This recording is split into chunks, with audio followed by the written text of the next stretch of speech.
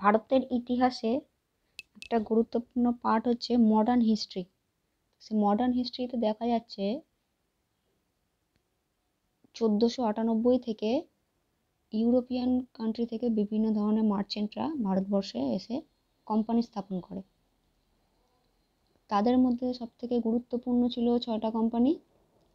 1 নম্বর হচ্ছে Portuguese east India company, British east India company, Dutch east India company, Danish east India company, French east India company and Swedish east India company.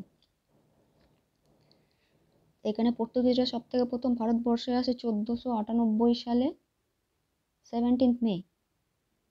যিনি আসেন ওনার নাম ছিল Vasco da Gama. তিনি Europe থেকে ইন্ডিয়াতে আসেন Cape root দিয়ে। প্রথম রাজধানী তারা স্থাপন করে কোচিনে, পরবর্তীকালে যা পরিবর্তিত হয়ে গোয়াতে স্থানান্তরিত হয়। এরপর সেকেন্ড হচ্ছে ব্রিটিশ, তারা আসে 1600 সালে। 1617-তে জাহাঙ্গীর ক্যাপ্টেন হকিন্সকে পারমিশন দেন বিনা শুল্কে ব্যবসা বাণিজ্য করা। প্রথম তারা ফ্যাক্টরি স্থাপন করে সুরাটে 1608-এ।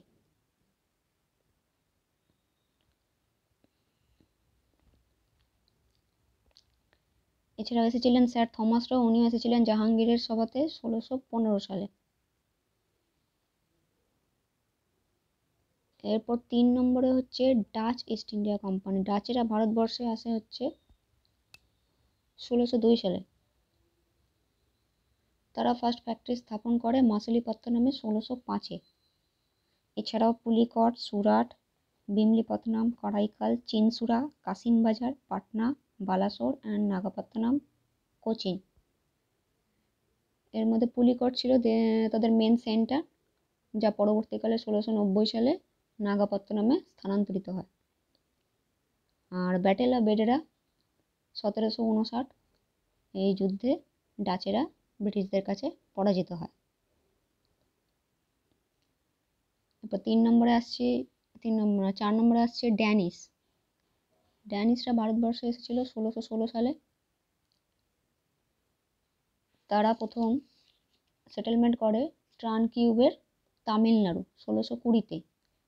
এছাড়া শ্রীরামপুরে পশ্চিমবঙ্গে 1676 সালে।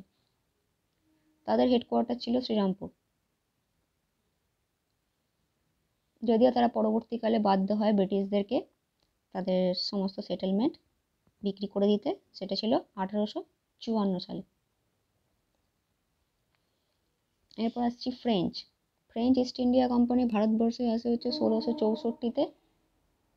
কার আন্ডারে না, কলবার্ট। আর তখন তাদের রাজা ছিলেন লুইস 14। ফার্স্ট ফ্রেঞ্চ ফ্যাক্টরি স্থাপন হয় সুরাটে।